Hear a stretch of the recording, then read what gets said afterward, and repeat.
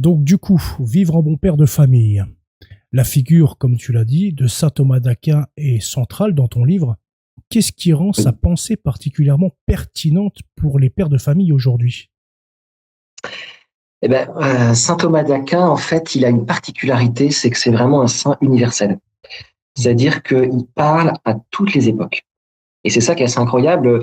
Il y a Léon XIII qui disait de lui, c'était au 19e, me semble-t-il, qu'il avait permis de terrasser toutes les hérésies du passé, Mhm. mais qu'également il nous procurait des armes invincibles, c'est un terme fort, hein, des armes invincibles pour écarter toutes les erreurs à venir. Et donc on a vraiment un trésor de sagesse, tout particulièrement dans la somme théologique. Hein, vous avez pratiquement 3000 pages de questions en tout genre qui étaient un peu la théologie de base, hein, pour ceux qui découvraient les choses.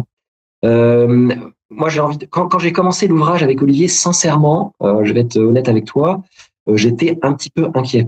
Parce que saint Thomas d'Aquin, j'avais une image on va dire, d'un saint sérieux, austère. J'avais l'impression qu'il me regardait de haut et que j'allais me faire dévorer, si je puis dire. Mhm. Et je ne sais pas si tu connais un peu ce tableau qui est au musée du Louvre, qui s'appelle le Triomphe de saint Thomas d'Aquin. Ça te Non, dit ça quelque me dit chose? rien. Alors en fait, c'est une œuvre du 15e, d'un auteur italien de l'école florentine. Je voudrais pas écorcher son nom, donc je vais pas oser le dire. Et en fait, on voit saint Thomas d'Aquin qui est un peu comme une sorte pardon hein, de dire ça, mais de Bouddha. Il bouge pas, il n'y a pas un sourire sur ses lèvres. Mhm. Il est entouré par les deux philosophes grecs. Donc il y a Platon, le philosophe théoricien, et puis Aristote, le philosophe pratique, réaliste. Et il écrase de ses pieds Averroès, qui est le philosophe musulman, parce que il y avait quelques difficultés d'interprétation des propos d'Aristote qui Mhm. divergeaient entre Averroès et puis saint Thomas d'Aquin. Et franchement, quand on regarde le tableau, on a un peu peur, quoi. Et je t'avouerai que en fait, j'ai découvert dans la somme théologique un saint Thomas d'Aquin qui est très facile d'accès. Très facile Mhm. d'accès, et en réalité, les questions de la paternité sont très concrètes. Il aborde les questions du père de famille, de la vie conjugale, de l'éducation des enfants, du rapport de l'époux, par exemple, avec son épouse et avec sa mère. Est-ce qu'un père de famille doit préférer son épouse à sa mère? On se dit, ah Incroyable ben, ça. intéressant. Voilà, quid des rapports entre l'amitié de sang et l'amitié d'élection. Voilà, parce que Mhm. pour le père de famille, les amis, c'est quand même hyper important. Donc, comment est-ce qu'on doit concilier la vie de famille avec la bière le soir dans un café, si je puis dire. J'essaie de mettre les choses concrètement. Et en fait, j'ai été subjugué par le caractère simple d'accès et très facilement compréhensible de saint Thomas d'Aquin sur ces questions de paternité et de vie conjugale. Donc vraiment, et maintenant, après avoir rédigé l'ouvrage, j'ai l'impression que saint Thomas d'Aquin est un peu comme un ami. Ah C'est-à-dire oui. qu'il m'a donné les clés de sa maison, elles sont sous la pierre, c'est la somme théologique, et je peux entrer et sortir de sa maison, c'est-à-dire rentrer dans la somme théologique assez facilement. Et en plus, il a un raisonnement qui est assez facile pour moi, qui suis juriste, qui est en trois temps. Mhm. Il commence d'abord par la contradiction, le contrat, après par la position contraire, et ensuite la solution.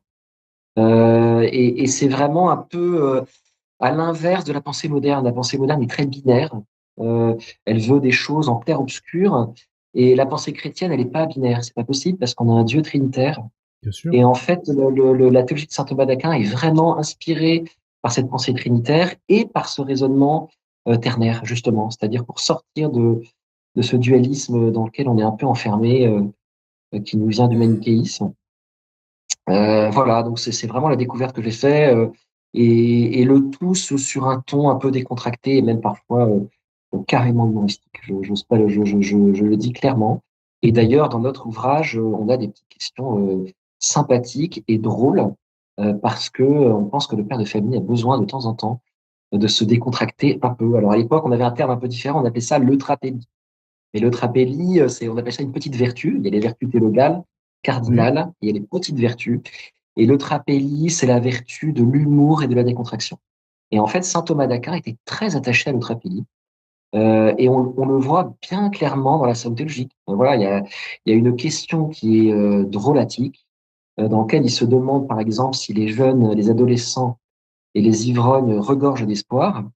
Et il explique avec un ton un peu pince sans rire que oui, oui, tout à fait, ils regorgent l'espoir parce que ils tentent tous les deux de réaliser des choses impossibles. Les adolescents parce qu'ils n'ont pas expérimenté les difficultés de la vie et les ivrognes du fait de la dilatation de leurs artères. Donc Mhm. sincèrement, quand on dit ça, on rit. Bien Et sûr. c'est vraiment dans cet esprit-là qu'on a voulu écrire l'ouvrage, c'est-à-dire d'être fidèle à la solidité de la pensée de saint Thomas d'Aquin. On n'a pas voulu altérer sa pensée, Mhm. mais on a voulu donner une image de saint Thomas d'Aquin un peu à rebours de ce qu'on peut lire habituellement. Et moi, j'ai lu des ouvrages de saint Thomas d'Aquin. Ou c'est dur. Franchement, il y en a Mhm. certains, on a l'impression qu'il y a que Dieu qui comprend l'ouvrage. 3000 pages, je sais même pas si l'auteur arrive à comprendre ce qu'il dit. Et dans d'autres ouvrages, c'est de la paraphrase sur 6 pages. Donc là, on a voulu rendre une image de saint Thomas accessible, concrète, décontractée, pour un père de famille pressé, qui n'a pas le temps de s'assommer, c'est le cas de le dire, avec la somme théologique. Voilà. Donc C'est vrai l'ouvrage que n'est pas la somme fait assommant, peur. l'ouvrage n'est pas assommant du tout. Voilà, c'est ça que je voulais dire. C'est vrai que la somme théologique, elle fait terriblement peur. D'ailleurs, parce que Un de peu ce qu'on peur. en Bah oui, parle c'est de ça. saint Thomas d'Aquin, voilà, c'est le docteur angélique. C'est quelqu'un, voilà, on parle aussi également du thomisme. Donc c'est toute une pensée Oui. qui va derrière ça. Et puis l'image qu'on a du thomisme, c'est quelqu'un d'assez dur, qui est strict dans la loi. Donc c'est vrai que Oui. ça fait un petit peu peur, la somme théologique. Et c'est bien d'ailleurs d'expliquer, enfin de montrer saint Thomas d'Aquin sous une, pas une nouvelle facette, mais quand même se détacher un petit peu de cette dureté. Du coup, est-ce que Oui, ça a tout à été fait. difficile d'adapter ce que saint Thomas d'Aquin disait à notre ère d'aujourd'hui, à l'ère contemporaine, moderne? En réalité, les réponses qui sont apportées par saint Thomas d'Aquin nous concernent dans notre vie de tous les jours, de façon, et ceci sans aucun doute, parce qu'il va restaurer, on disait tout à l'heure qu'à la suite du péché originel, il y avait une défiguration de l'image qu'on a de Dieu. Oui. Et en fait, en lisant saint Thomas d'Aquin, qui est vraiment un saint de la pondération et de l'équilibre, il restaure une belle image de la paternité. Voilà, Hmm. qui est pas une image de tyrannie, mais qui n'est pas non plus une image je dirais, de facilité, loin s'en faut. C'est une belle image d'exigence qui est le propre de notre religion. Et donc ça nous parle vraiment, parce que nous, comme pères de famille, on a besoin d'exprimer et de retrouver le sens de cette belle paternité. C'est vrai. C'est vrai qu'en plus aujourd'hui, il y a peu de monde qui parle de ce côté-là, comme tu le disais très bien au début du live en fait. Hein. C'est vrai que bah, toi tu disais c'est la fraternité, c'est toujours penser à aider voilà n'importe qui, etc. Mais c'est vrai que même la famille en elle-même, elle est vachement détruite aujourd'hui par ces sociétés. Hein. Sans parler forcément du père, mais c'est vraiment toute l'unité familiale, toute la société famille en fait qui prend un coup. Donc du coup, on va venir en tant que père, toi qui es donc père de famille, comment ton expérience personnelle a-t-elle enrichi l'approche de ce livre, ou ce livre même? C'est-à-dire que moi, comme père de famille, je j'attaque pas la somme théologique tous les matins. J'ai une petite prière avec mes enfants avant de partir à l'école. Mhm. Le midi, entre midi et deux, j'ai une petite pause. Et donc, je vais aller avoir un temps de vénération et puis devant le Saint-Sacrement. Voilà, il y a une petite église près de chez moi. Le soir également, on a une prière familiale.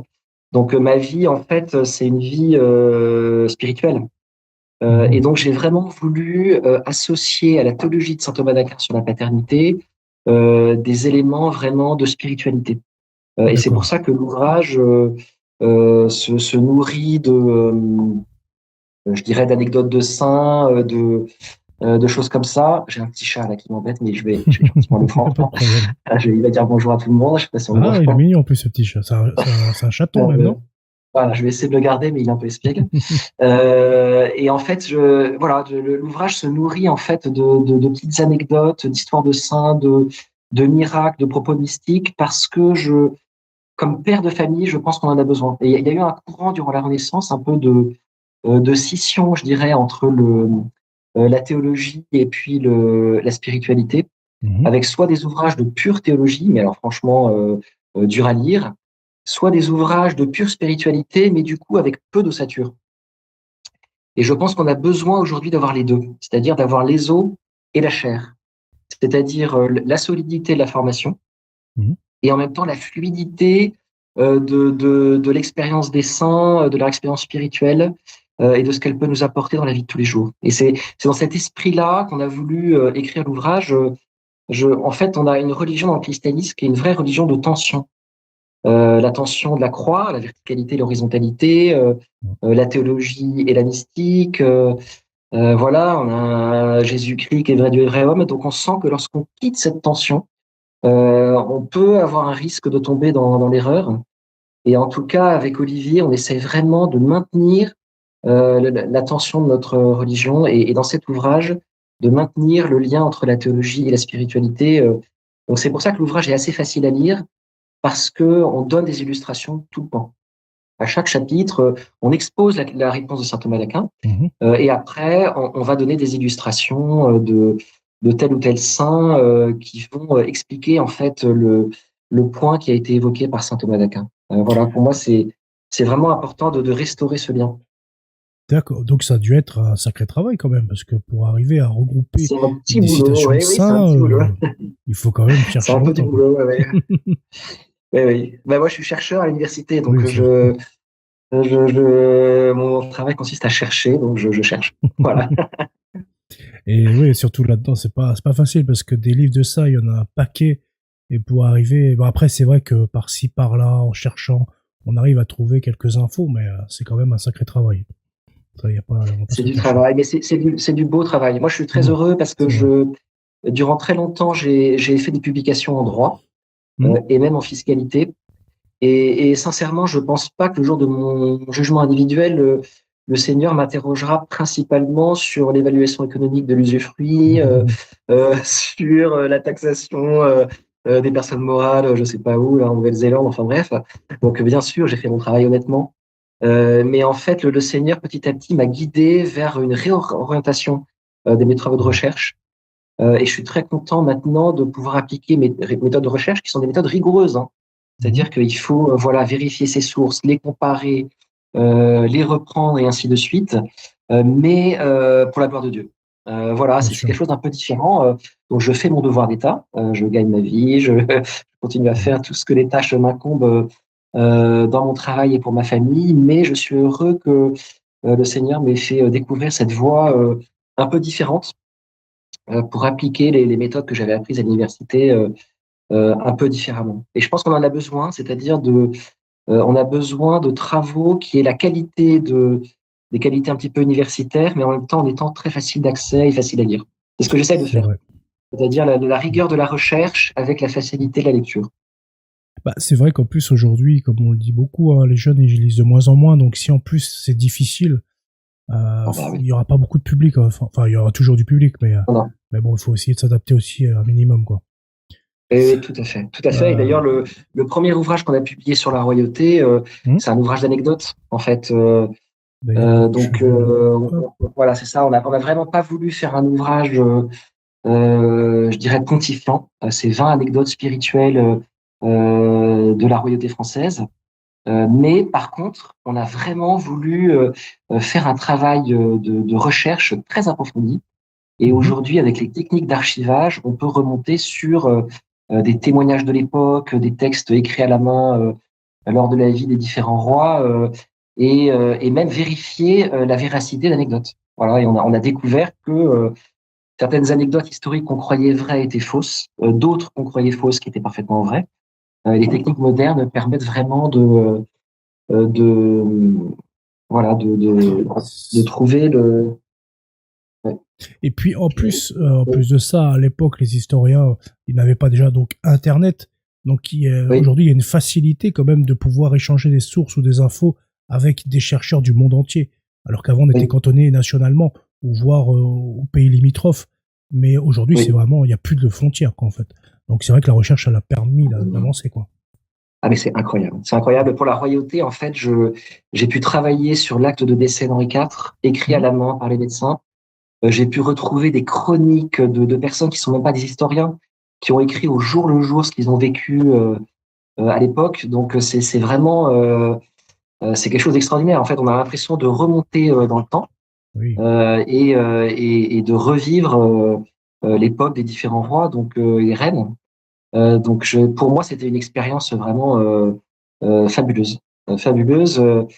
Et alors, bien sûr, il faut quand même prier parce qu'il y a la rigueur de la méthode scientifique, mais il faut quand même avoir un petit peu d'aide de la grâce. Et j'ai eu parfois vraiment des aides un petit peu providentielles pour faire ce travail de recherche. Voilà.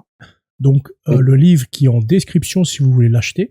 Les deux livres d'ailleurs, La Royauté française qui est le premier et Vivre en bon père de famille qui est le deuxième sont disponibles dans la description du live en bas si par exemple ces livres vous intéressent. Tu commences donc ton chapitre par la prudence et l'humilité. Oui. Pourquoi penses-tu que ces vertus sont essentielles pour un père de famille, selon saint Thomas d'Aquin? Selon toi et saint Thomas d'Aquin d'ailleurs. Alors, selon saint Thomas d'Aquin, surtout. Surtout aussi. Surtout, voilà, pour lui, c'est vraiment, surtout la prudence, qui est le premier chapitre de l'ouvrage, et la vertu par excellence du père de famille. On a 4 vertus cardinales: la force, la prudence, la justice et la tempérance.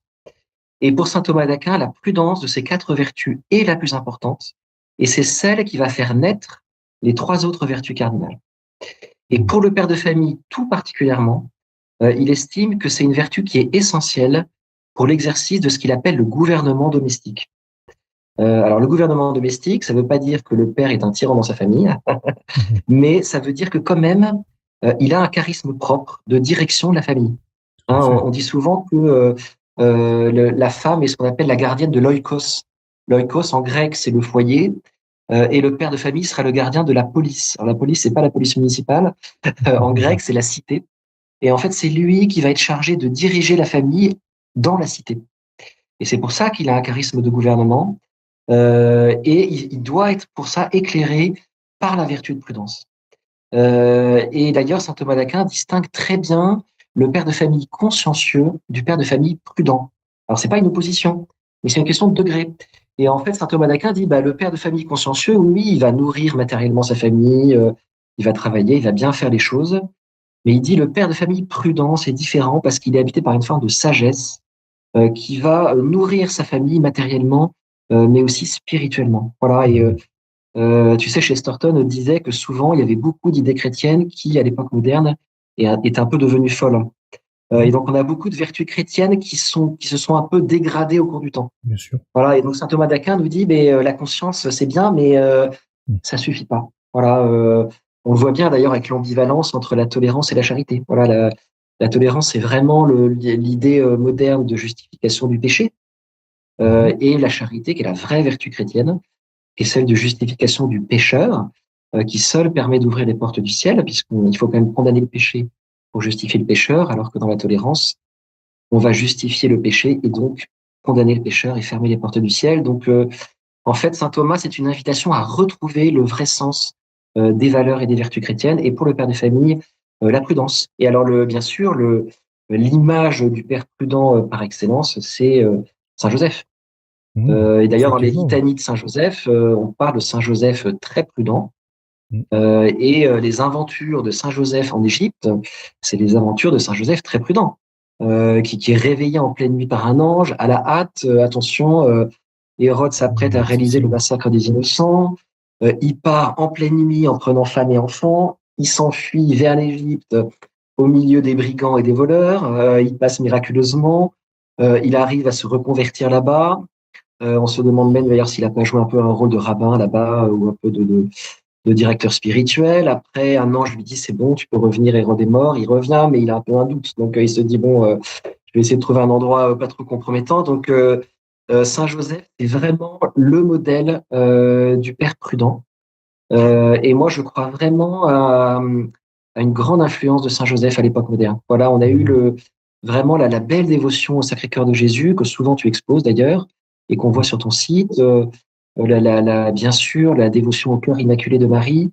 Et il me semble que maintenant, on est en train vraiment de redécouvrir le cœur chaste de Saint Joseph, qui est vraiment pour nous une belle invitation pour le siècle dans lequel on est aujourd'hui. Ouais. Je pense que c'est un phare pour la paternité à Saint Joseph, hein, ça c'est clair. Hein. Ah, tout à fait, c'est un objectif, voilà, il faut toujours l'avoir en tête parce qu'il a été un exemple dans sa vie également. Tout à fait. Il est exigeant. Besoin, quoi. Il est exigeant, parfois un peu étonnant. Moi, je fais parfois des neuvaines à Saint Joseph. Il a des réponses parfois un peu un peu cocasse, mais en tout cas, il exauce, mais avec l'exigence du père. Et donc, c'est vraiment un éducateur, moi, je trouve. C'est ce que j'expérimente. En tout cas, mon épouse était très attachée à Saint-Joseph, Mhm. moi plutôt à la Vierge Marie. Et donc, on a un peu échangé nos dévotions. Donc, moi, j'avais été brancardier à Lourdes, je faisais le rosaire dominicain, j'étais piscinier, etc. Donc, j'étais vraiment très attaché à la Vierge Marie. Et mon épouse, elle, était une fan de Saint-Joseph. Et donc, comme souvent dans le mariage, on se refile nos dévotions. Ouais. Et donc, j'entre petit à petit, dans une compréhension de la personne de Saint-Joseph. Bah, du coup, ce livre-là, je pense que ça va t'aider grandement, du coup, Ah à bah grandement. retrouver ce symbole de paternité. Grandement. Et d'ailleurs, c'est un livre dont on est le héros. C'est-à-dire que Mhm. il y a plusieurs parties. Donc, les vertus du père, la famille du père, le père dans la cité et Dieu le Père. Et à la fin de chaque partie, on invite les lecteurs à s'arrêter un instant et à dire une prière spécifique. Donc, il y a par exemple les très belles prières, la prière de saint Thomas d'Aquin pour acquérir les vertus. Mhm. Il y a également la consécration au Sacré-Cœur, les litanies de Saint-Joseph. Donc, on invite de temps en temps le père de famille, lorsqu'il lit l'ouvrage, à se poser un petit peu, à faire une pause et à se tourner vers Dieu pour prier. C'est bien, c'est bien. C'est ce qu'il faut de toute façon. Il faut, quand on Oui. fait des lectures, demander au Seigneur aussi de nous apporter cette compréhension. Enfin, moi, c'est ce que personnellement je fais, parce que j'estime que je suis pas très très cultivé, donc je demande toujours au Seigneur de venir m'aider, parce que On va du quand coup, même. bon, ça, non, bah bon, je Le peux inventer rien, cateau.fr, mais ça marche bien quand même. ouais, mais bon, c'est beau, c'est un travail d'archivage, c'est vraiment un gros travail de recherche et tout ça. Du coup, pour avancer un petit peu concernant Ouais, donc la prudence et l'humilité, est-ce que tu as un exemple, oui. par exemple, en tête concrètement, qu'un père de famille, par exemple, il peut rencontrer dans une situation Oui. X ou Y? Bah, moi, je peux te donner mon expérience personnelle. Hmm. En fait, je pense que j'ai exercé la prudence à deux moments très précis dans ma vie de père de famille. La première, qui est un choix que je n'impose à personne, mais que j'ai décidé de faire, c'est que nous n'avons dans la famille pas de télévision du tout. D'accord. Alors bien sûr, mes enfants sont en train de regarder le match France-Portugal sur un ordinateur. Voilà, je leur diffuse des films de temps en temps, mais j'ai vraiment fait ce choix de ne pas avoir de télévision. Et en fait, je me rends compte qu'il y a dans la télévision un côté un petit peu hypnotique. On est passif, on absorbe. Et le fait de ne pas avoir de télévision, je trouve que ça rend les enfants curieux. Et moi, j'ai des enfants qui lisent beaucoup.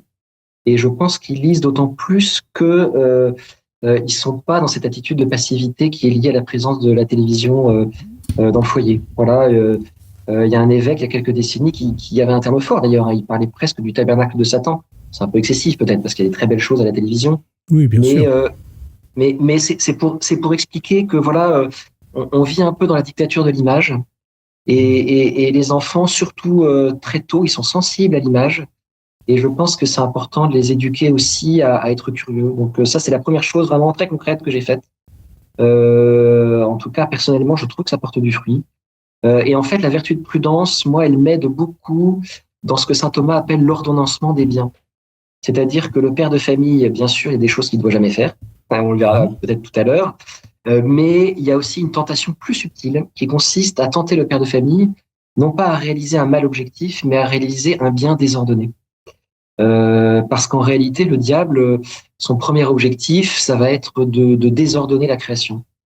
Et il y a un exemple très simple, c'est que le père de famille va pouvoir être tenté, par exemple, de privilégier sa vie professionnelle sur sa vie familiale.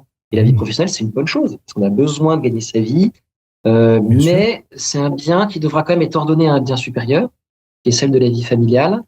Et voilà, le week-end, ben voilà, le père de famille qui travaillerait tout le week-end, ça peut poser un souci. Moi, le dimanche, qui est un dimanche sanctifié, je m'astreins à ne pas travailler. Et parfois, j'ai des dossiers importants, parce que je travaille encore pour des structures juridiques. Ben, je m'astreins à ne pas, même si j'ai des dates vraiment limites, à ne pas travailler mes dossiers durant le dimanche. Et de même, Mhm. l'ordonnancement de la vie familiale et la vie spirituelle. Un père de famille qui partirait faire du vélo avec ses enfants le dimanche matin en se disant je nourris ma vie familiale, mais qui n'irait pas à la messe, Oui, bien il sûr. y a un Mhm. problème d'ordonnancement des C'est biens. Parce ça. que c'est bien de faire du vélo avec ses enfants, mais il faut quand même l'ordonner à Il y a Dieu. des priorités. Hein. Il y a des priorités. Et moi, j'ai fait un choix, c'est-à-dire qu'au début de ma carrière, j'étais avocat. Et j'avais en cabinet des horaires complètement délirants. Je terminais à 1h du matin tout le temps avec une pression importante. Ah Et oui. à un moment, je me suis dit, mais attends Stéphane, comme chrétien, si tu continues comme ça, tu ne connaîtras même pas tes enfants. Et donc j'ai fait le choix d'avoir un mode d'organisation différent. Alors ça ne veut pas dire que j'ai complètement quitté l'avocature, mais j'ai en partie une activité juridique dans l'édition. Je donne des cours à l'université, voilà. Donc j'ai une activité maintenant qui est beaucoup plus polyvalente, mais j'ai choisi de pas être millionnaire sur mon compte bancaire, comme certains avocats fiscalistes, et je ne le regrette absolument pas. Parce que je passe du temps avec mes enfants. C'est ça le plus important. J'ai la possibilité inouïe, alors j'ai de la chance, hein, le mercredi est en télétravail, mais ça veut dire que le midi, je peux passer un peu du temps avec mes enfants, et ça c'est extraordinaire. Voilà, donc la vertu de prudence pour moi c'est ça, c'est-à-dire le discernement, l'ordonnancement des biens, être éclairé intérieurement pour trouver la bonne voie au milieu des excès. C'est pas facile d'ailleurs, hein. C'est vrai qu'il faut demander l'aide de Non, Dieu, hein, pour arriver à discerner déjà, voilà, sur notre vie, faire voir ce qui va pas, etc. C'est vrai qu'on peut pas puiser dans ses propres forces. Il faut toujours demander le soutien de Dieu et puis même des saints, l'intercession des saints aussi. tout à fait, tout à fait. Il faut une vie de prière de toute façon. Voilà, moi j'essaie d'avoir un petit temps d'oraison le midi. Sincèrement, je prétends pas que c'est l'extase tous les midis. Bien sûr. Parfois c'est sec, parfois je suis habité par plein de pensées contradictoires où je pense à mon boulot du matin, etc. Enfin, voilà. Mais je me dis, on a une religion d'amitié avec Dieu, c'est quand même quelque chose d'inouï. Et notre ami se trouve dans le tabernacle de la plupart des églises en France. Donc c'est rare qu'on ne trouve pas un tabernacle. Et donc moi j'essaie quand même d'aller voir mon ami régulièrement. Mais quel que soit mon état, voilà, j'attends pas d'être dans le bon état pour aller voir mon ami, et c'est vraiment une chance inouïe, je trouve, qu'on ait une religion d'amitié avec Dieu. C'est vrai. Et comme tu dis si bien, c'est pas quand on est bien qu'il faut y aller.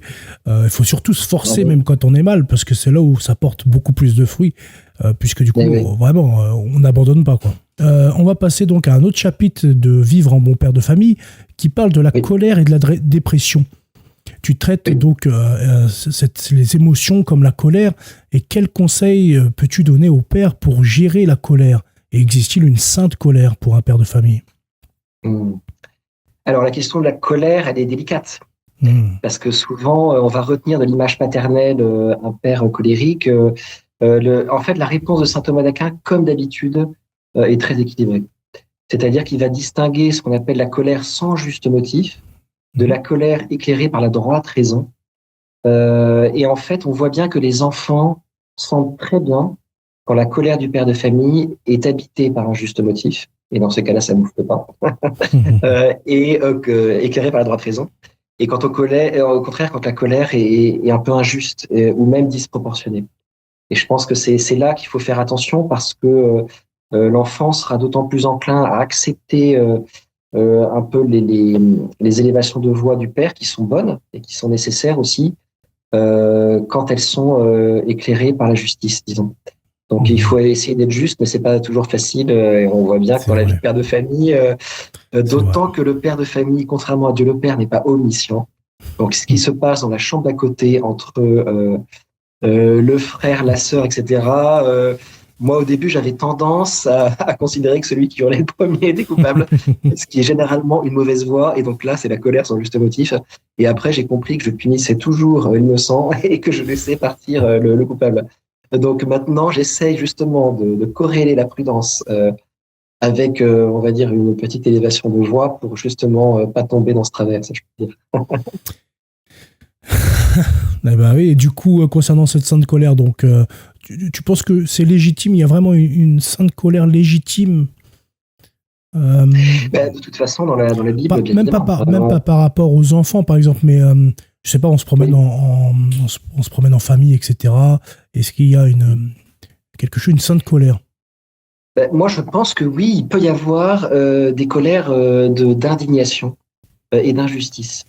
Et l'injustice, en fait, c'est quelque chose de très important dans le christianisme, qui distingue le christianisme d'une sagesse purement humaine. La sagesse purement humaine, c'est une sagesse d'équilibre. Et elle est bonne. Parce que dans certaines vertus, comme la prudence, la force et la tempérance, effectivement, on va rechercher un équilibre. Dans la prudence, on va s'éloigner d'une forme de caractère téméraire, mais également d'un caractère pusillanime. Donc on va effectivement rechercher un équilibre. Mais en réalité, dans la justice et dans l'injustice, il n'y a aucun équilibre à chercher. C'est-à-dire que le chrétien va combattre l'injustice avec toutes ses forces, sans rechercher de limites, parce que l'injustice mérite réparation. Et d'ailleurs, on voit bien que Jésus, lorsqu'il est outré, soit par le comportement des pharisiens, hein, quand il les appelle engeance de vipères, ou alors lorsqu'il voit des gens faire du trafic dans la maison de son père, a vraiment une sainte colère. Donc, je pense que parfois l'indignation excessive dans le christianisme n'est pas forcément mauvaise. On vit dans une société, je dirais, qui est prise par ce que j'appelais le modérantisme. Le modérantisme, c'est une forme de tiédeur qui recherche la modération à tout prix. Or, en matière de justice, il n'y a aucune modération à chercher, puisque justement, on doit combattre l'injustice. Donc, c'est vrai, pour certaines vertus cardinales, il faut rechercher un équilibre, mais pas pour la vertu de justice. D'accord, eh bien, je pense que ton explication est très claire, en tout cas. Et on va parler de l'ivresse. Donc, dans ton livre, tu parles un petit peu d'ivresse et de l'ivrognerie, d'ailleurs. Quelle est la position donc de saint Thomas d'Aquin sur ce sujet et comment cela se traduit-il pour les pères de famille, cette ivrognerie? Alors, excellente question. Alors, d'abord, il faut quand même, malgré tout, sur la question du vin et de l'ivresse, remettre les choses dans le contexte de l'époque, quand même. Ce qu'il faut savoir, c'est qu'au XIIIe siècle, à l'époque de saint Thomas d'Aquin, l'eau était la plupart du temps polluée. Nous, on a la chance d'avoir de l'eau minérale, qui est, on espère en tout cas, plus ou moins dépolluée, mais à l'époque, c'était pas le cas. Et donc, en fait, le seul moyen pour boire et se désaltérer sans risque, c'était de boire de l'alcool et de boire du vin. Et d'ailleurs, on doit à Sainte-Hildegarde de Bingen l'invention de la bière de garde. Hein, c'est elle qui a transformé la cervoise en une bière qui pouvait, grâce au houblon, se conserver très longtemps. Et donc, à l'époque, le vin et l'alcool n'étaient pas uniquement récréatifs. Ils visaient tout simplement à se désaltérer. Et donc, il y avait un risque d'ivresse, mais un risque d'ivresse qui n'était pas pécamineux. Et donc, saint Thomas d'Aquin est très nuancé. Il dit qu'en réalité, tout dépend de l'intention. C'est-à-dire que si on est gagné par l'ivresse de façon complètement involontaire, c'est bien évidemment pas un péché.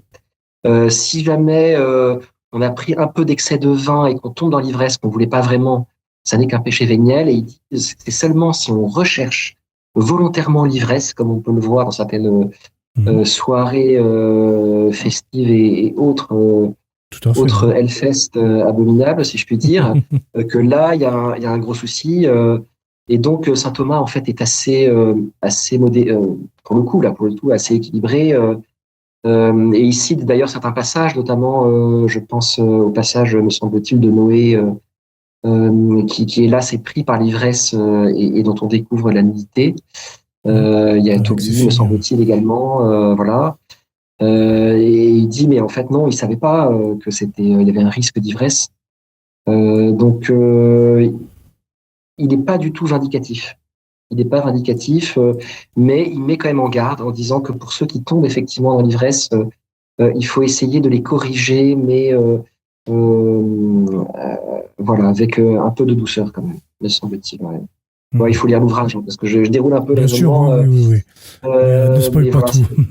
Comme ça, si les gens veulent vraiment découvrir ce que ce chapitre contient. Après, là, voilà, le chapitre, il contient beaucoup d'autres choses. Là, on fait vraiment fait de la surface. Hein.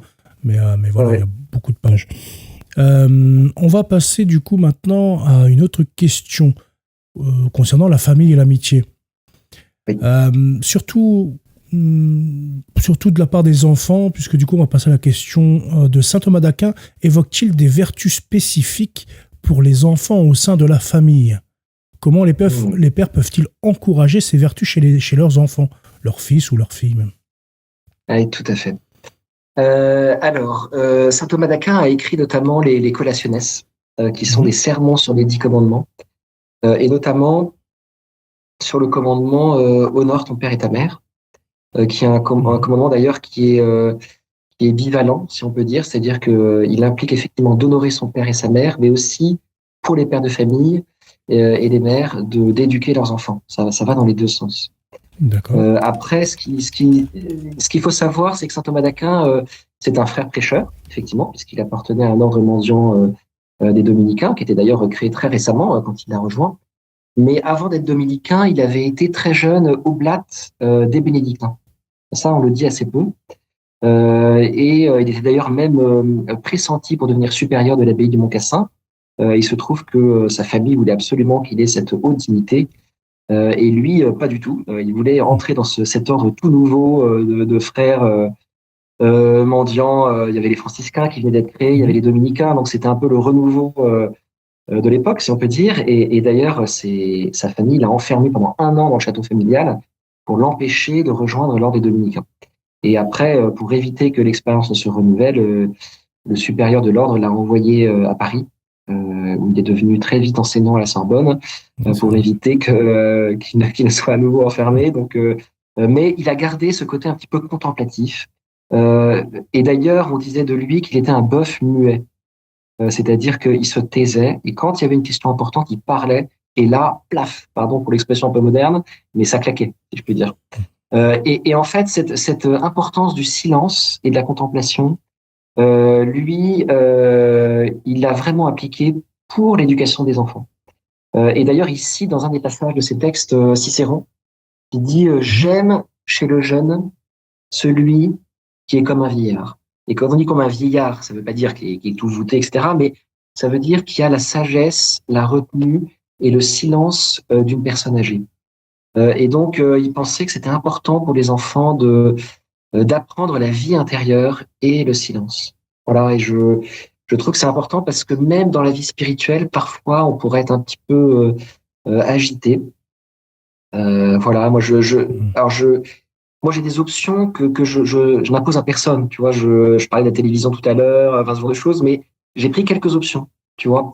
Et moi, j'aime beaucoup emmener de temps en temps mes enfants à la messe tridentine, parce que j'ai été moi-même servant de messe dans cette messe à l'époque d'Ecclesia Dei Afflicta, et puis ensuite, plus récemment, de Summum Pontificum. Et je trouve que c'est une belle messe contemplative, et pour les enfants, ça les apprend vraiment à l'intériorité. Et j'ai vraiment vu mes enfants être captivés par la beauté de cette messe et après vouloir y retourner. Voilà, donc moi je crois beaucoup, voilà, comme disait Chesterton, à cette conspiration du monde moderne contre la vie intérieure. Et donc il faut que nos enfants et nous-mêmes nous retrouvions la force du silence. Là, je cite le cardinal Sarah, et également l'importance de la contemplation. Ça n'enlève rien à l'action, mais saint Thomas d'Aquin considérait que la contemplation était plus importante que l'action, et l'action est une sorte de surabondance de la vie contemplative. Donc, elle était très importante, et d'ailleurs, à la fin de sa vie, on le dit assez peu parce qu'on se concentre sur je veux dire, le monstre de théologie qu'il était. Mais on sait de sources très sûres qu'à la fin de sa vie, il a eu des extases et on pense même des lévitations. Donc il a eu en plus une vie mystique intérieure vraiment intense et il a même eu une vision qui lui a été donnée par Dieu, qu'il a tellement exalté qu'il a dit « ce que j'ai vu est tellement beau que je peux plus écrire. Je m'arrête parce que je serais incapable d'écrire ce que je viens de voir. » Et je pense que nous-mêmes, si on vivait ne serait-ce qu'une seconde la vision béatifique, c'est-à-dire ce qu'on va vivre dans le paradis, en fait, on mourrait sur l'instant.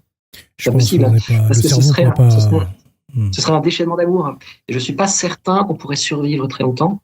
Et en fait, lui, il a vraiment une expérience mystique très forte. Et c'est pour ça que la fin de la somme théologique a été rédigée par un de ses assistants, le Supplementum, me semble-t-il, parce que à la fin, il a dit « j'arrête, c'est trop beau ». Je n'arriverai pas avec des mots à exprimer ce que j'ai vu. Les mots humains, tu peux pas c'est impossible. Alors, ils nous ont aidés quand même, hein. Sinon il y aurait pas, j'aurais pas rédigé le livre, mais voilà, c'est pour montrer que saint Thomas d'Aquin, c'est pas juste une grosse tête, c'est quelqu'un qui avait vraiment une belle vie spirituelle. Et donc pour la sagesse, tu as un conseil pour les enfants pour qu'ils gagnent en sagesse, c'est-à-dire peut-être lire un peu les psaumes, tout ça, non? Enfin, peut-être c'est un peu compliqué les psaumes, ça dépend les âges, quoi, après. Oui, certainement, certainement. Ça dépend de l'âge de l'enfant. Mm. C'est-à-dire que jusqu'à un certain âge, l'enfant est très réceptif à l'exemple.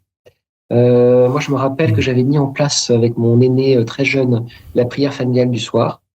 Et il est évident que entre 3 ans et 6 ans, instituer une prière familiale, c'est également organiser un combat de catch, quoi.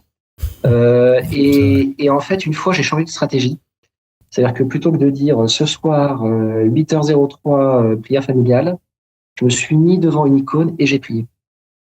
Et j'ai mon fils qui s'est mis à tourner autour de moi, qui m'a regardé, qui a regardé l'icône, qui m'a encore regardé Mm. et qui s'est dit mais attends, c'est pas possible là. J'ai vu intérieurement si mon père seul est en train de prier devant une icône, c'est que ça doit être vrai. Il y a quelque chose qui se passe.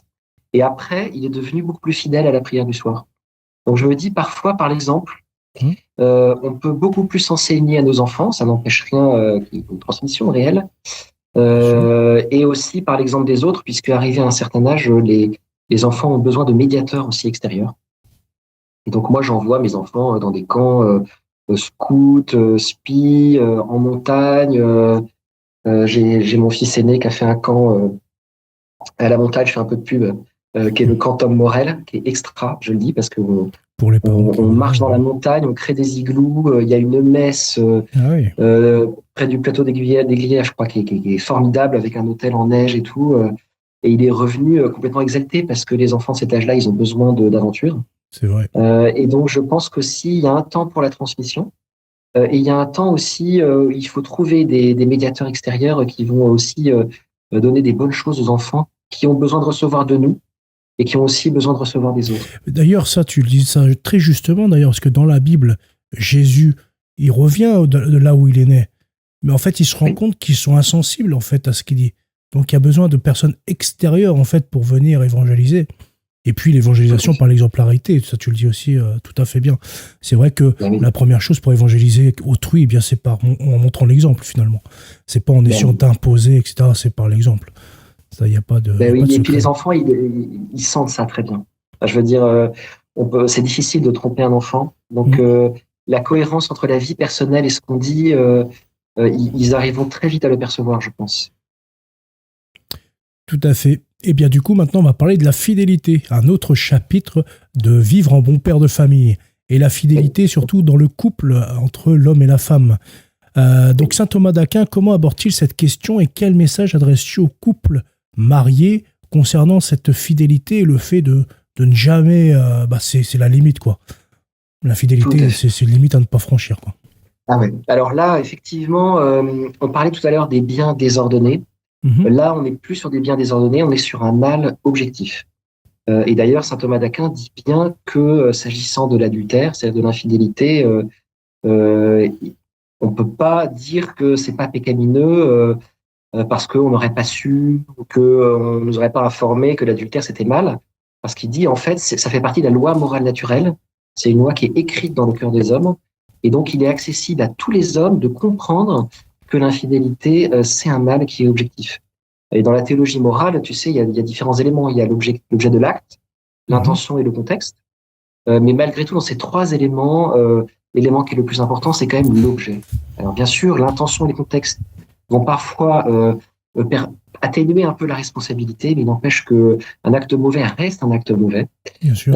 Et s'agissant tout particulièrement d'infidélité, voilà. Alors après, ce qui est très délicat, c'est qu'on vit quand même dans une société qui est très orientée vers le sentiment. Et on croit que souvent l'amour, c'est le sentiment. Et pour ceux qui ont lu la belle encyclique de Benoît XVI, Deus es Caritas, que j'invite vraiment à lire, il met un peu en danger sur cette conception de l'amour moderne qui fait du sentiment le critère de toute vérité objective.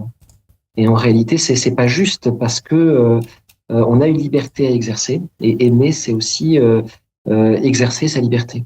Voilà, donc ça c'est le premier point. Et après le second, saint Thomas d'Aquin a commenté en fait différents évangiles et notamment le passage de l'évangile où le Christ dit celui qui regarde une femme et qui la désire dans son cœur est adultère.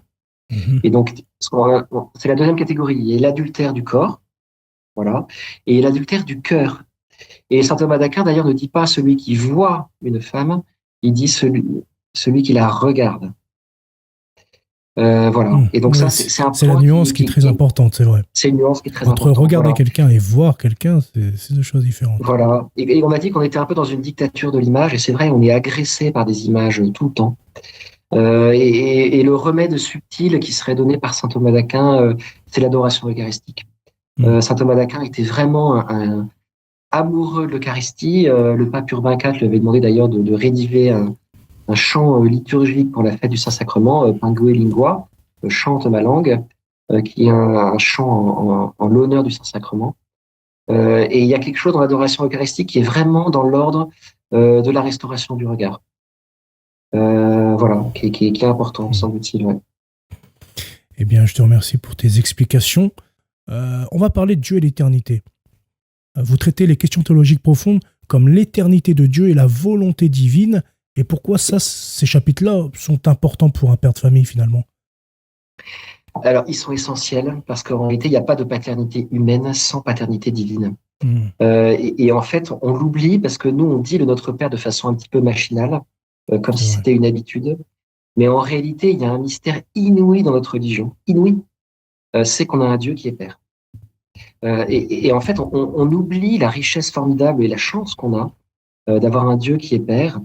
Et on voit bien d'ailleurs que dans le désir de la société moderne d'atteindre Dieu, on souhaite détruire la famille parce que la famille exprime quelque chose du mystère de Dieu.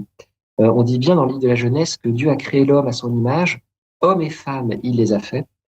Et donc, il y a dans l'altérité familiale quelque chose qui vient de ce qu'est Dieu lui-même. Donc, ça veut dire que si on attaque la famille, si on attaque la paternité, quelque part, on défigure ce qu'est Dieu lui-même.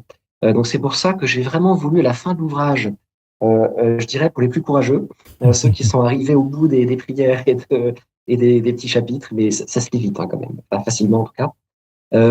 J'ai voulu quand même aborder ces questions-là parce qu'elles sont essentielles. En fait, inconsciemment, on respire un peu, je dirais, l'atmosphère libérale au mauvais sens du terme, c'est-à-dire l'atmosphère un peu moderne. Mm. Et en fait, depuis le mal nommé siècle des Lumières, on est vraiment habité par ce qu'on appelle le déisme, qui est en fait un dévoiement de l'image de Dieu, qui consiste à en faire une sorte de grand architecte qui aurait Ouais. créé l'univers, et après ce serait endormi sous une souche pour laisser l'univers fonctionner tout seul. Et en réalité, ce n'est pas le Dieu des chrétiens. Le Dieu des chrétiens, c'est un Dieu qui exerce sa providence tout le temps, tous les jours. Et en fait, il faut vivre avec cette providence de Dieu et cette confiance avec Dieu. Et d'ailleurs, c'est ce que nous enseignent en fait toutes les révélations récentes à Sainte Faustine Kowalska, Mm. également à Sainte Marguerite Marie Alacoque, etc., où Dieu est blessé de l'absence de confiance qu'on a avec lui. La spiritualité, bien sûr, thérésienne de la confiance également. Et je pense que la restauration de l'image du Père qu'on doit trouver, elle passe par la restauration d'une confiance avec un Dieu providentiel qui exerce son amour sur nous. Eh bien, je te remercie en tout cas. Et du coup, ce pan, on va dire ces petits chapitres un peu pointus, Ouais. c'est quand même des concepts assez complexes pour des pères de famille, par exemple, comme moi ou d'autres, qui sont pas forcément théologiens ou qui n'ont pas forcément appris la philosophie. Comment Oui. tu as réussi avec Olivier, donc, de rendre ces concepts quand même très pointus beaucoup plus abordables pour nous, par exemple? En fait, les chapitres théologiques sont innervés d'exemples. Ah, les exemples, C'est-à-dire que d'accord. j'ai donné des exemples de saints, de mystiques, de miracles, mais de miracles authentiques attestés par l'Église, qui expriment la paternité de Dieu, sa providence, Mhm. son éternité également. Il y a des exemples cocasses d'actions providentielles, d'interaction entre l'éternité de Dieu et notre temporalité, je ne veux pas tout dire, mais qui Non, non, sont non, non, spoil vraiment, pas. Hmm. vraiment étonnants et surprenants par son côté providentiel. Voilà, on a un Dieu éternel, mais qui intervient dans notre temporalité. C'est quelque chose d'incroyable, parce qu'il y a quand même une préscience de Dieu qui ne nuit nullement à l'exercice de notre liberté, Tout à fait. mais c'est vraiment un Dieu providentiel, et c'est ça qu'on a voulu restaurer. Voilà, et moi, je crois beaucoup euh, à la familiarité avec Dieu. Tu vois, on ressort de 2000 ans de proximité avec Dieu. Et déjà, c'est Mhm. inouï. Mhm. cette proximité avec Dieu. Enfin, je veux dire, les apôtres ont vu Jésus. Nous-mêmes, à travers le Saint-Suaire, c'est pas un acte de foi, on n'est pas C'est obligé de vrai, c'est croire, vrai. mais quand même une petite probabilité pour croire que les techniques photographiques n'existaient pas forcément Mhm. il y a 2000 ans. Et d'ailleurs, l'iconographie en témoigne, puisqu'elle se fonde en grande partie, notamment sur le Suaire de Turin. Donc, euh, et moi, je suis persuadé, alors peut-être que c'est un pronostic un peu à la PMU, si je puis dire, pardon, mais comme la Vierge Marie a annoncé le triomphe de son cœur immaculé, que on se dirige vraiment vers une période qui va aller au-delà de la proximité avec Dieu et qui sera une période de familiarité avec Dieu. Alors qui pourra Mhm. passer peut-être par quelques tribulations préalables, bien sûr, Bien sûr. mais le pape Jean-Paul II parlait de civilisation de l'amour, qui est une façon un peu charitable de parler, il faut dire les choses, de triomphe de l'Église catholique, c'est-à-dire que l'Église catholique, c'est l'Église universelle, elle s'adresse à tous, elle a vraiment un message essentiel à donner, et je crois vraiment qu'on pourra vivre un temps de familiarité avec Dieu, où on s'adressera pas seulement à Dieu le Père, mais on l'appellera Papa. Voilà, Abba, Père. Et moi, je peux te témoigner, voilà, qu'il m'arrive très souvent de m'adresser au Père en l'appelant Papa, et je pense qu'il faut le faire. Donc, ça, c'est vraiment une expérience à faire. Bien sûr. Essayez. Je dis à ceux qui m'écoutent, si vous voulez essayer l'expérience ce week-end, vous mettez devant une icône et vous parlez à votre papa et vous le remerciez. La gratitude. Bien Quand sûr. j'ai des idées noires, et ça arrive, hein, tout le monde, Ah, tout le ça monde en tourne a, tout le là-dedans. monde, ouais. À Paris, moi, je suis sur le périphérique tous les En jours, hein, plus, donc ouais. je peux vite tourner en bourrique. Bon, j'essaie de garder mon calme hein, quand il y a des klaxons, mais j'ai parfois un peu du mal. Et en fait, une bonne technique, je trouve, c'est la technique de la gratitude et de la confiance avec Dieu. Et donc, j'essaie de remercier Dieu pour des choses simples. Merci, merci papa, car je marche, car je vois, car j'entends, car j'ai des enfants, car ils vont bien. Voilà, et j'essaye de, Tout à fait. quand je sens que je pourrais sombrer un petit peu, j'essaye de remercier intérieurement avec des mots simples.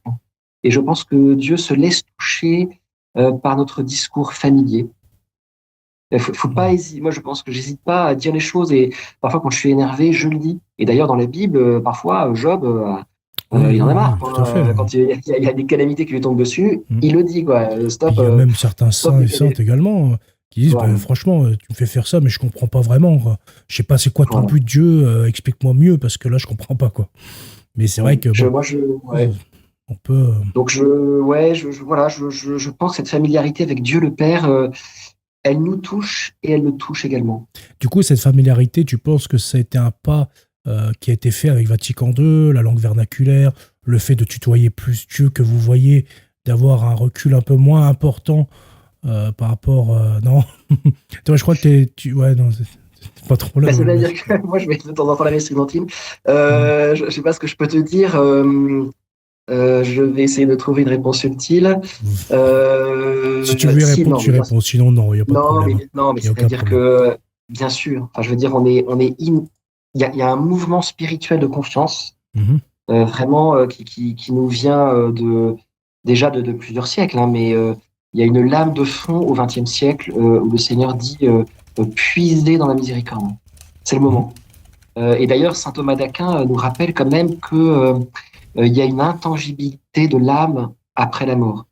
C'est-à-dire qu'une fois qu'on est mort, tout ce qu'on a fait en bien ou en mal est intangible. Et d'ailleurs, il n'y a pas d'option finale dans la mort. Ça Mhm. n'existe pas. Bien sûr, il y a un acquiescement de l'âme au sens thomasien. C'est-à-dire que l'âme, lorsqu'on lui déroule sa vie, ou après la mort, il y a un jugement individuel, elle voit tout ce qu'elle a fait de bien et de mal, et après sa destination, et elle accepte. Parce qu'en Bien réalité, sûr. elle est face à la vérité. Mais l'acquiescement de mal de là ne veut pas dire qu'elle pourrait choisir librement, indépendamment du bien ou du mal qu'elle a fait. Et donc, le Seigneur, vraiment, dans ce 20e et 21e siècle, nous invite à puiser dans sa miséricorde durant le peu de temps qui nous est imparti sur Terre et qui est vraiment une seconde, en fait, qui est rien. Et en C'est fait, vrai. durant ce rien aura des conséquences pour l'éternité.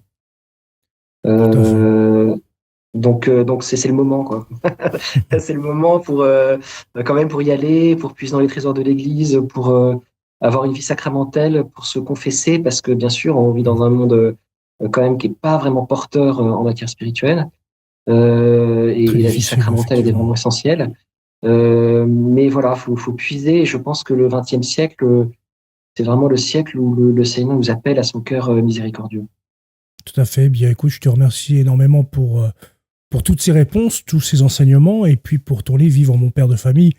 N'oubliez pas, si vous le voulez, en description, vous avez tous les liens des 2 premiers livres, donc du premier livre et du deuxième. Eh bien, je te remercie. Et puis, on va parler donc rapidement de tes projets futurs, puisque en fait, bon, tu vas l'expliquer toi-même, hein, mais tu me parlais de 3 livres. Hein, donc, qu'est-ce que c'est Oui, ces 3 livres? Est-ce que tu veux l'expliquer plus en profondeur du coup? oui, tout à fait. Alors, je dirais que comme dans Le Seigneur des Anneaux, on est sur une trilogie Donc, qui se c'est une termine par le trilogie. retour du, qui se termine par le retour du roi, c'est-à-dire la Donc, le premier, la résurrection, royauté française entre la ciel et terre. royauté. Le premier, c'est la royauté. Le Mhm, second, c'est la paternité. Et on est en train de travailler sur un troisième ouvrage sur la question de la fécondité, et notamment des enfants morts sans baptême et des éventuelles grâces reçues à l'occasion du décès d'enfants morts assez jeunes. Et en fait, on est vraiment sur une trilogie parce que de notre point de vue, ces 3 thématiques, royauté, paternité et fécondité, mhm, expriment quelque chose du mystère de Dieu. Voilà, la royauté, c'est le Christ, la paternité, c'est Dieu le Père. La fécondité, c'est vraiment l'Esprit Saint qui procède du Père et du Fils. Et donc, on a voulu, et puis même, au-delà même pour la fécondité, il y a quelque chose qui est dans l'ordre aussi de la Vierge Marie. Hein, le Père Kolb disait que la Vierge Marie est la transparence de l'Esprit Saint. Alors, on ne va pas mhm. diviniser la Vierge Marie, bien sûr, mais il y a quelque chose dans l'ordre de la fécondité aussi qui s'exprime à travers la Vierge Marie. Et donc, dans ce projet de 3 ouvrages, voilà, on a voulu restaurer et exprimer un petit peu ce qu'est Dieu. Voilà, face à des siècles précédents qui ont été des siècles de révolte contre la royauté, la paternité et la fécondité de Dieu. Donc là, vous avez traité Euh, les 3 personnes de la Sainte Trinité, alors. Exactement. Voilà, Mhm, donc on travaille actuellement sur un troisième ouvrage sur la question des enfants morts in utero ou à la naissance sans baptême, mhm. mais qui sera un ouvrage pas de théologie, mais de petits fioretti de grâce reçue. Alors on abordera certains sujets comme les sanctuaires à répit, quelques propos voilà, de religieux récents comme Marcel Vann. Mhm. Donc je vais pas tout dire parce qu'on est vraiment Oui, oui, au non, non, il n'y début. a Hein. pas de problème, il n'y a pas de souci. Et l'ouvrage Au moins, on sera sait qu'il y aura probablement 3 livres, quoi. sortira dans le courant de l'année prochaine. Et donc on aura terminé cette trilogie royauté, paternité, fécondité qui nous tenait vraiment à cœur. Eh bien, je te remercie énormément, du coup, Stéphane, pour ton temps, d'avoir pris le temps d'être venu nous parler de ton nouveau livre et de celui d'Olivier, d'ailleurs, parce que vous êtes deux auteurs du livre. Pour Oui, les questions, c'est fini, du coup. Est-ce que tu oui. as un dernier mot, quelque chose à dire avant de se quitter? Et puis, est-ce que tu veux faire dire donc l'Ave Maria ou le Je vous salue Marie avant de partir? Mais oui, je pense qu'on pourrait terminer par un Je vous salue Marie. Mhm. Ce serait une bonne chose. Et puis un au glorieux Saint Joseph peut-être. Au nom du Père et du Fils et du Saint-Esprit. Amen. Je vous salue Marie, pleine de grâce. Le Seigneur est avec vous. Vous êtes bénie entre toutes les femmes. Et Jésus, le fruit de vos entrailles, est béni. Sainte Marie, Mère de Dieu, priez pour nous pauvres pécheurs, maintenant et à l'heure de notre mort. Amen. Ô glorieux Saint Joseph, chef de la Sainte Famille de Nazareth, si zélé à pourvoir à tous nos besoins, étends sur nous ta tendre sollicitude et prends sous ta conduite toutes les affaires spirituelles et temporelles qui les concernent, et fais que leurs issues soient pour la gloire de Dieu et le salut de nos âmes et de tous ceux qui ont écouté l'émission ce soir et qui l'écouteront également dans l'avenir. Amen. Amen. Eh bien, merci beaucoup à toi, Stéphane. Merci à tous Je t'en d'avoir prie. été là et puis d'avoir participé au chat, d'avoir posé des questions. J'espère que ce live vous aura plu. En tout cas, moi, personnellement, j'ai appris énormément de choses. Que le Seigneur te bénisse et bénisse ta famille Merci. et ta femme. Et puis, que le Seigneur vous bénisse tous, d'ailleurs, tous ceux du chat et puis tous les membres et tous les donateurs, etc. de Le Cateau. Je vous remercie tous et c'était donc Napo et Stéphane. Bonne soirée, bonne nuit à tous. Salut.